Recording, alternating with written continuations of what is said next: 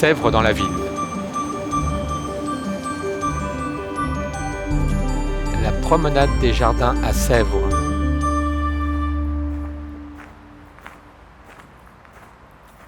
Je suis Valérie Jonca, je travaille à Sèvres depuis 35 ans maintenant.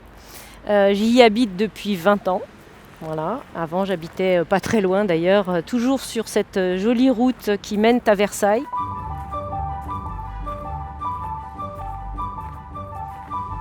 Ce petit chemin un peu bucolique et sauvage.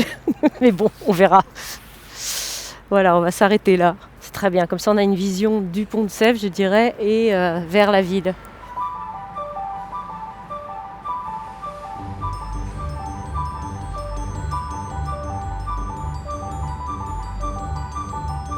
Cette promenade des jardins, elle a l'avantage donc d'accompagner, je dirais, le passant dans la ville, en longeant un lieu assez emblématique de la ville qui est la manufacture de Sèvres aujourd'hui, qui est le long de la Seine. Dans cette promenade des jardins, il y aura un bassin qu'on va appeler miroir d'eau, parce que c'est un bassin qui est très, très peu profond. Et ce miroir d'eau va recevoir une œuvre de la manufacture de Sèvres qui a été réfléchie et pensée évidemment avec les acteurs de la ville et les acteurs de la manufacture et qui va représenter une part des savoir-faire de cette belle institution. Et en l'occurrence, nous avons décidé que ce bassin qui va faire 12 mètres par 4 soit décoré par une palette géante. Alors ce qu'on appelle palette chez nous ou nuancier, ce sont des outils de travail qui nous permettent de mettre en valeur et de mesurer l'intensité, le chatoiement des couleurs, les réactions qu'elles peuvent avoir entre elles quand on les superpose. Ce sont des outils de travail essentiels pour tous les artisans céramistes de l'établissement.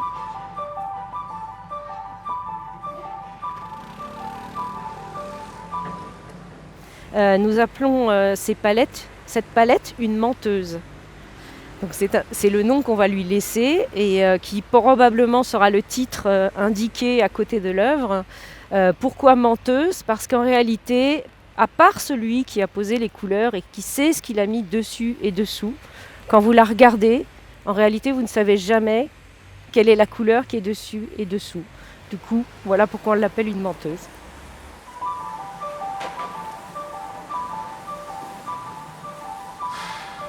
Imaginez-vous une palette géante qui fait 12 mètres de long par 4 de large. Donc c'est un gigantesque rectangle sur lequel vont être déposées des couleurs sous forme de bandes.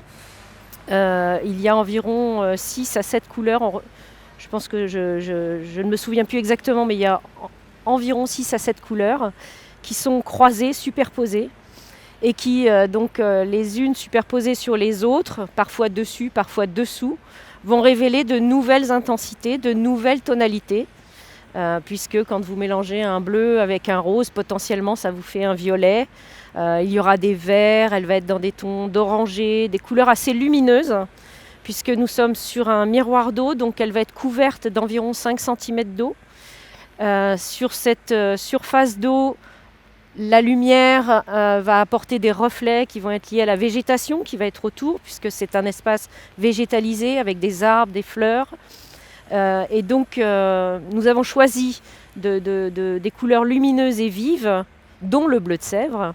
On retrouvera évidemment cette couleur emblématique de la manufacture pour que, malgré les effets de lumière, de reflets, etc., ces couleurs puissent transparaître de manière vive sous ce miroir. Cette palette, donc, elle a été réalisée dans les ateliers, elle est actuellement en cours de façonnage. Je vous propose donc d'aller découvrir cette technique de l'émaillage et la décoration de cette palette gigantesque avec Estelle. Allons la rejoindre.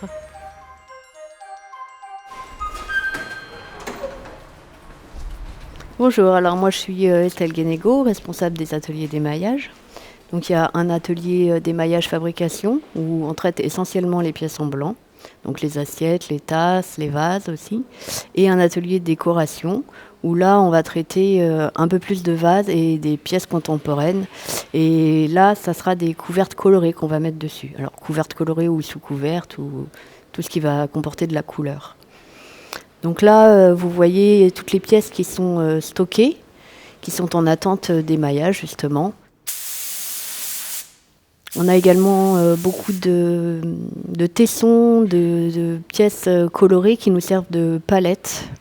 C'est ici que les artistes viennent et choisissent en fait leur fond coloré, leur fond matière, qu'on sera amené à poser par la suite.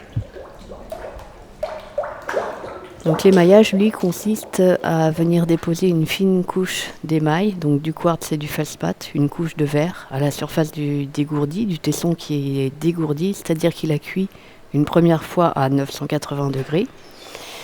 Mais ce n'est pas sa cuisson la plus haute. La cuisson la plus haute, ce sera une fois qu'il aura reçu sa couche d'émail. Donc suivant la terre, ça va être 1280 degrés ou 1380.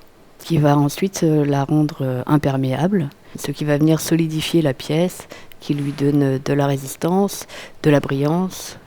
Pour la promenade des jardins, c'est une superposition de plusieurs couleurs. Donc on va venir travailler à 4 tous ensemble, on va venir poser nos couleurs et puis ensuite s'échanger les carreaux pour repasser une couleur supplémentaire par-dessus, ce qui va donner toute une gamme de couleurs, une palette en fait.